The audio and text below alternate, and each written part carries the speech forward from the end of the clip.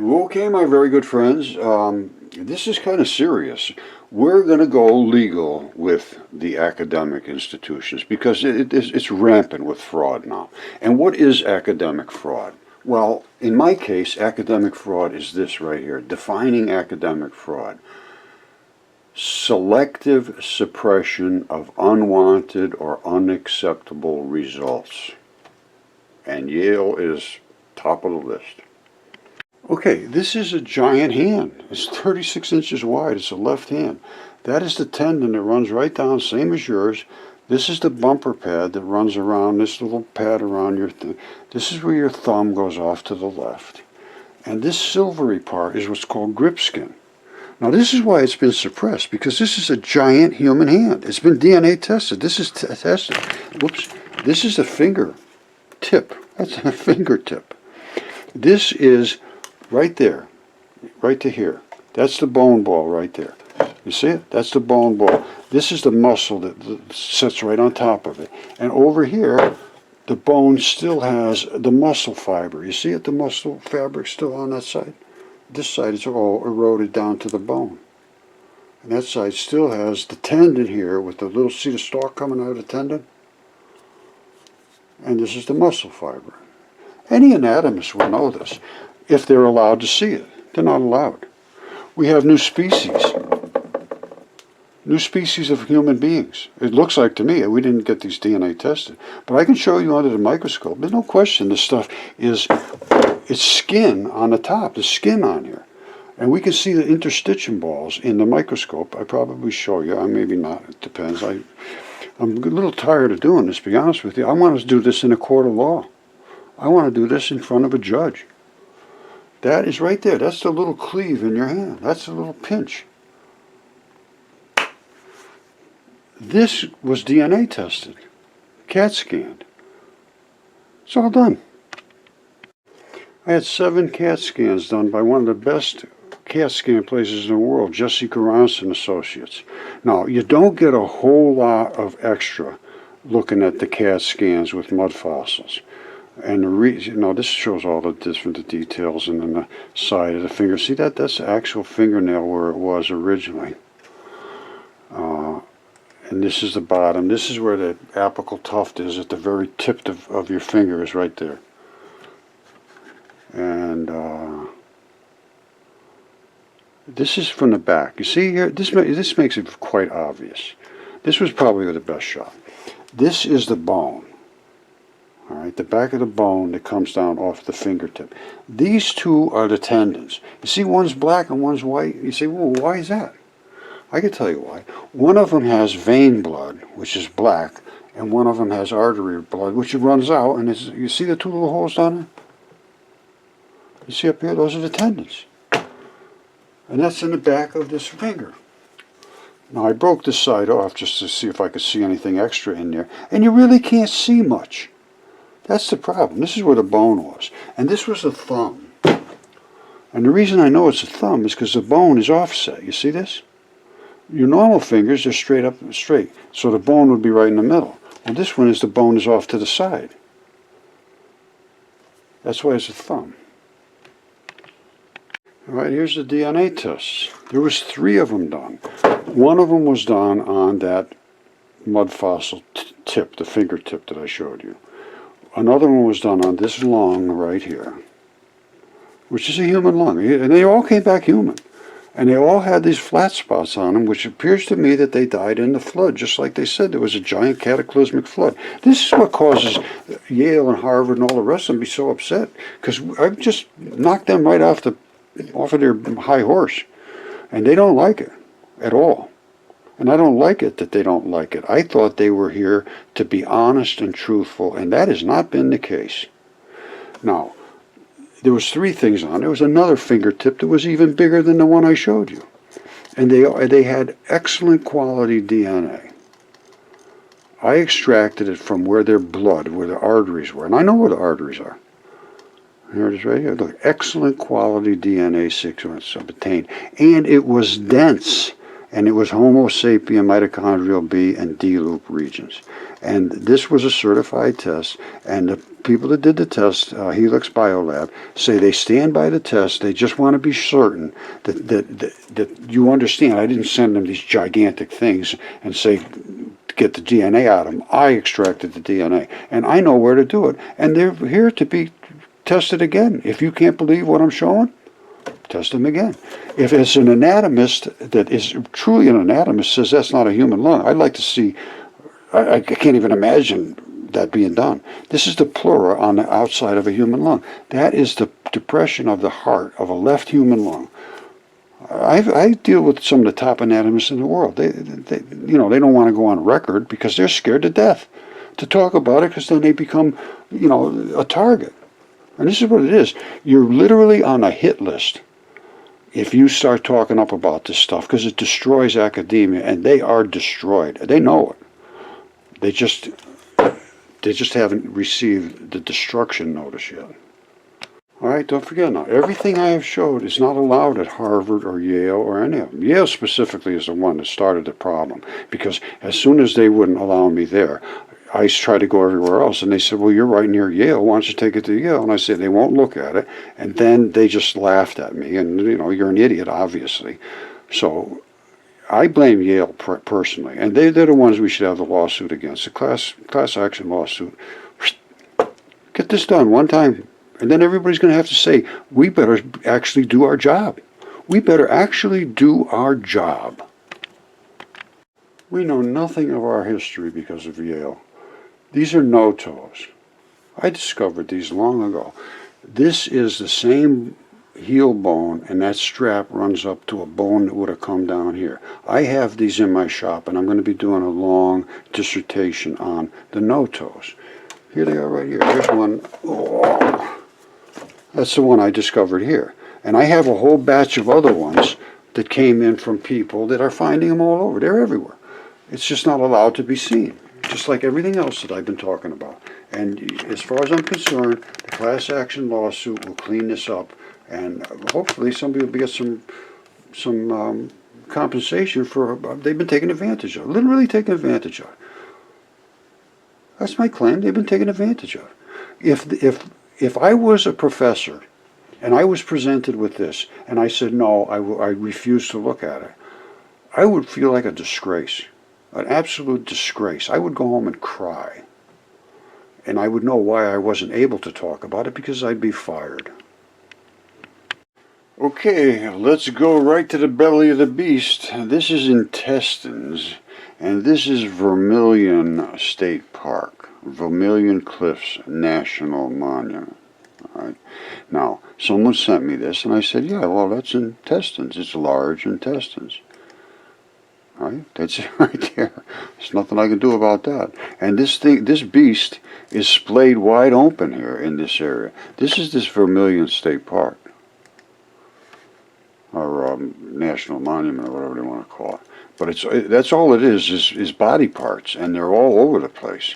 And it's a splayed out, wide open body. And this is all body tissues. This is not just sandstone, layers of sandstone. That is body tissues. I've looked at this very carefully, and it's actually the breasts of a woman here. I believe it's a woman, a very shapely one, as a matter of fact.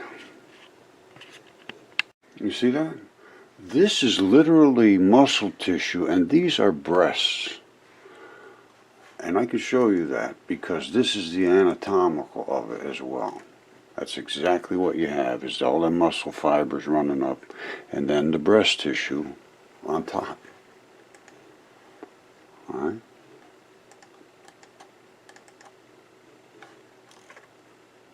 That is it right there. And the whole area there is a splayed open giant. Apparently, at least one woman is there. These are layers of bodily tissue. That is not just sandstone. It is now, but it was once bodily tissue. This was a mud fossil just after I took it out of the ground. It was still leaking blood out of here. That's literally an artery, servicing this whole layer of bloody tissue here that serviced the muscle with oxygen. and all of its nutrients. This is basically the same thing, only it's a mountain.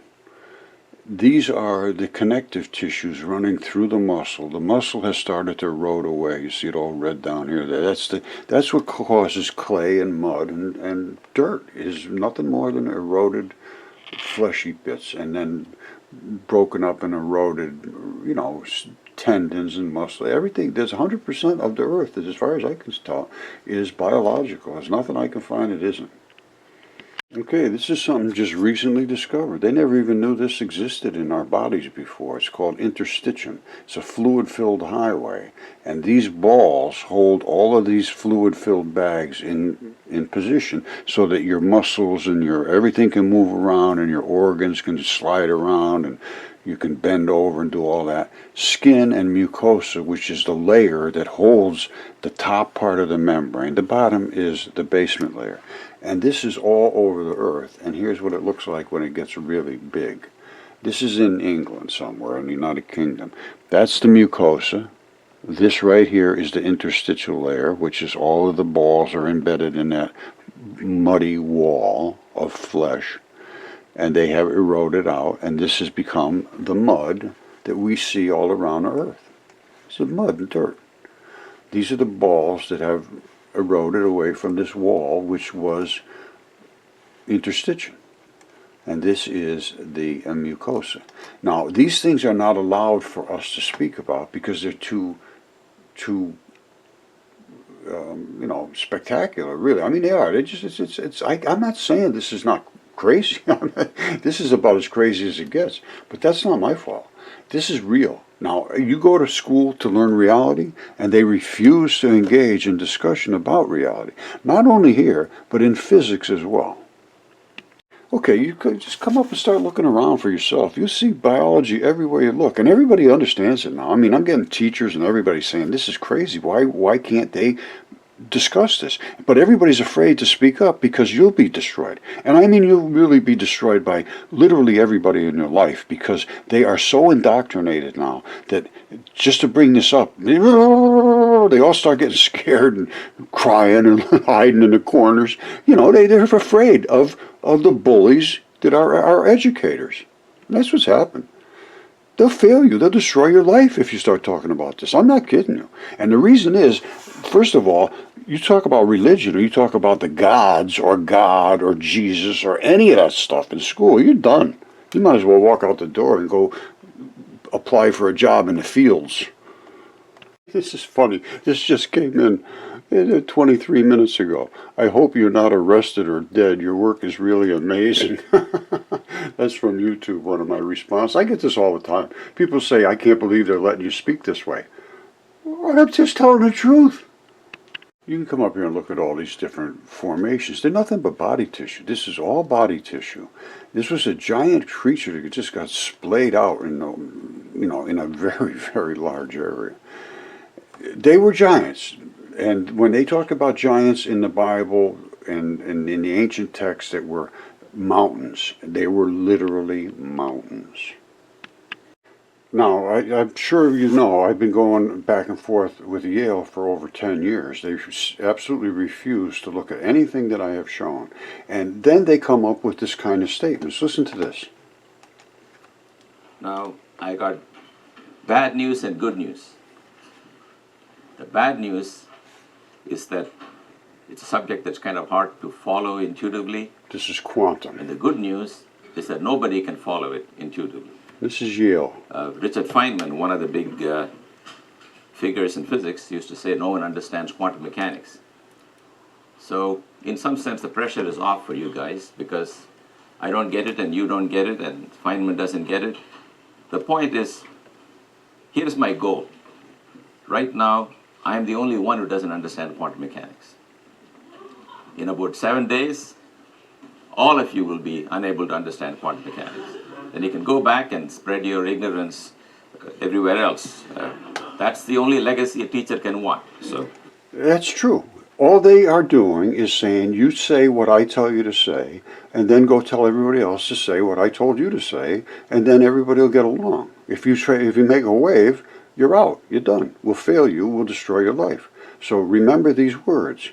It's very hard to understand. Nobody understands it. Well, guess what? I understand it. He's talking about Feynman. Let me show you what Feynman said and what I discovered. And it's I understand it. They refuse to engage because it destroys their status. That's the bottom line. All right, here's what he's talking about Feynman. Feynman, look at all these things. They all show things coming in and a pinch and something squirting out of it. And they had no idea what was squirting out. Well, let me show you what was squirting out.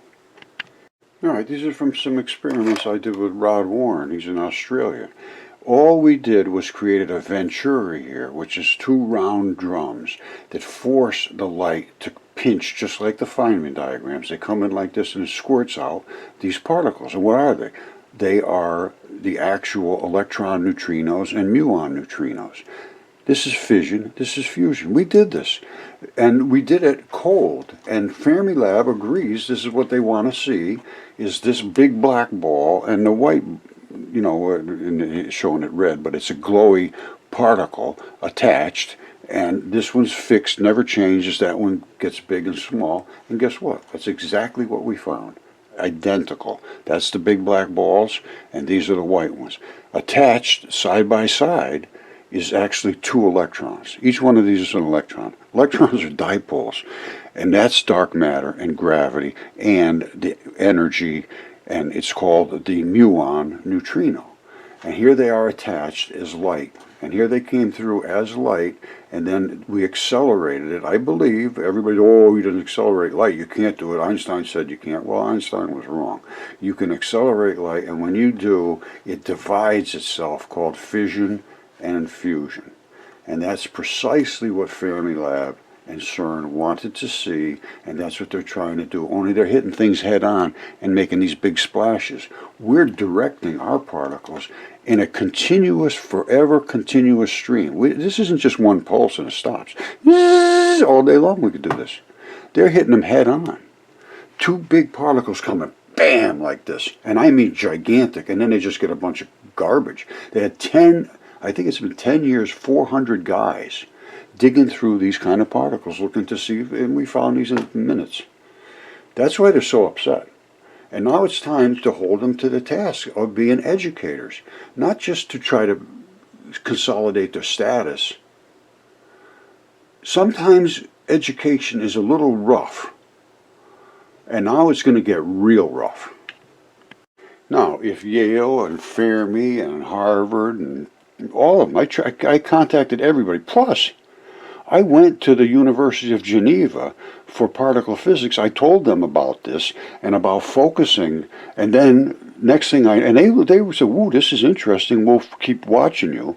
And they apparently did, because they shut down their Large Hadron Collider and made it focus beams, just like I did. And they ended up now, it's just opened back up again because they had took 3 years to put in the things to make them focus. We just did this. This would cost less than a couple of $100. And now they say, oh yeah, we found all those same particles. Isn't this amazing? Well, guess what? You'd be driving your car and heating your house and lighting things and working in the woods for free now with energy if you'd have followed what I was talking about 7 years ago.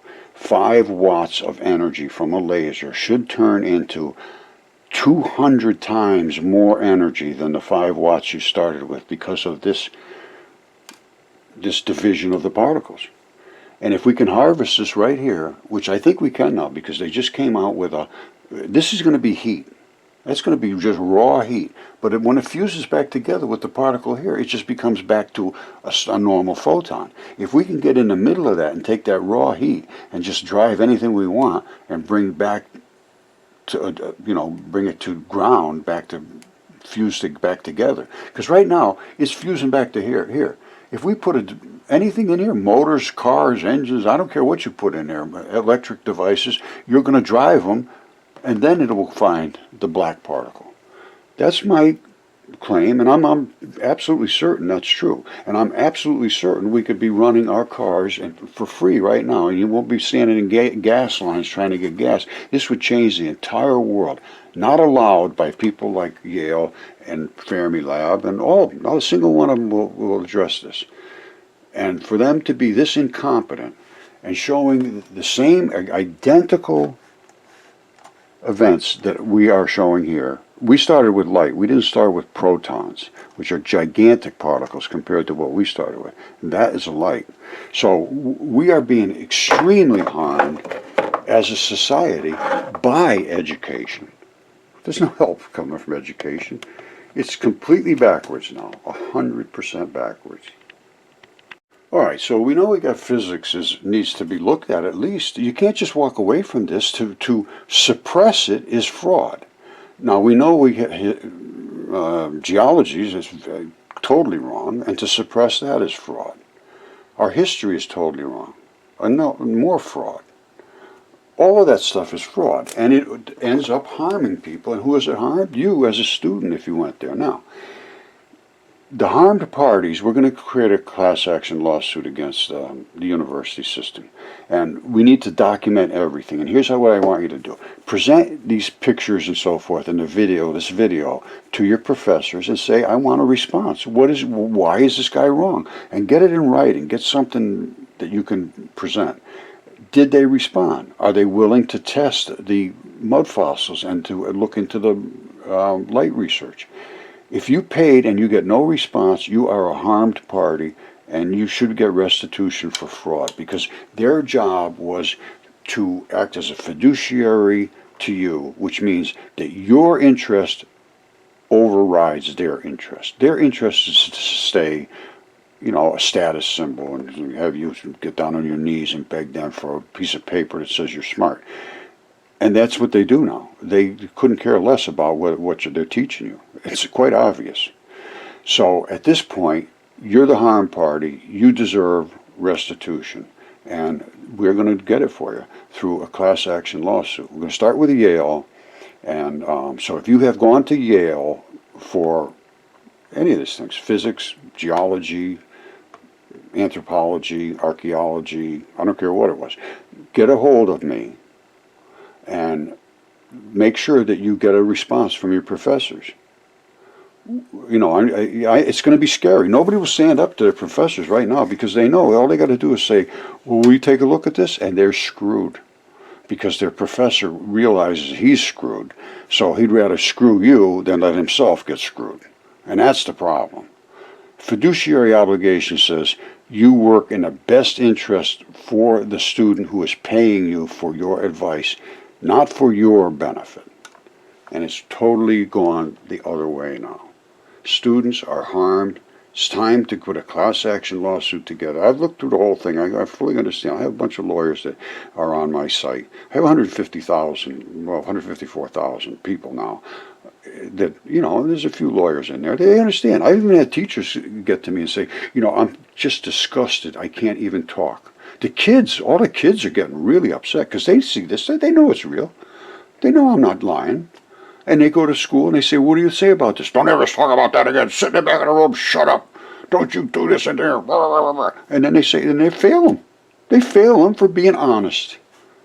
It's a disgusting system now. Okay, so if we're going to do this legally, we're going to have to need some money, because in the United States, each party pays only their own attorney's fees, regardless whether they win or lose. And Yale has plenty of legal resources. We don't have any. So we need a GoFundMe page, but we don't need any really fancy, expensive lawyers. I mean, the case is so clear it can't possibly be lost.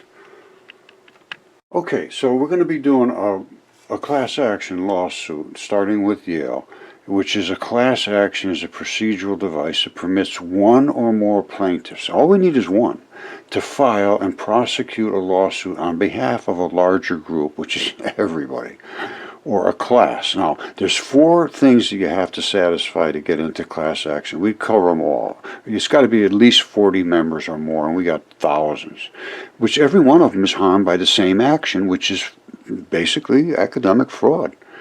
And that's what I'm seeing it. Now, I could be totally wrong. That's what a court of law has to decide. I want to show my evidence before a court of law, not before Yale, and have them say, no, this isn't real, get lost.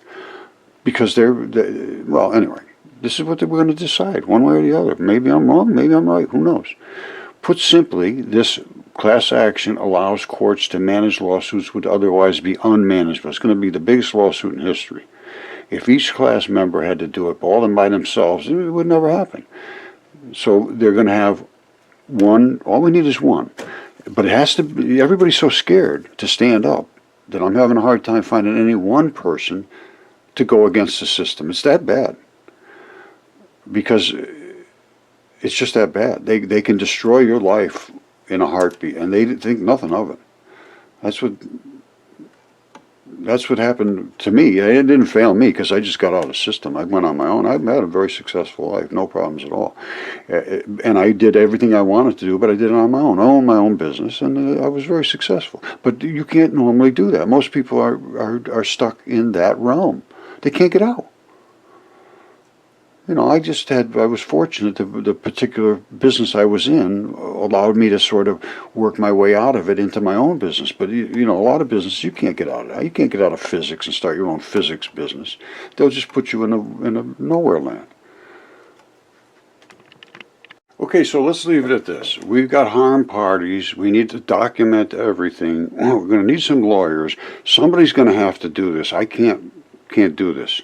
We need a GoFundMe page that can pay for these lawyers, or the lawyers have to do it pro bono or something, because we don't have any resources, and Yale has all the resources. So we need a harm party that was harmed by Yale in the manner that I spoke of.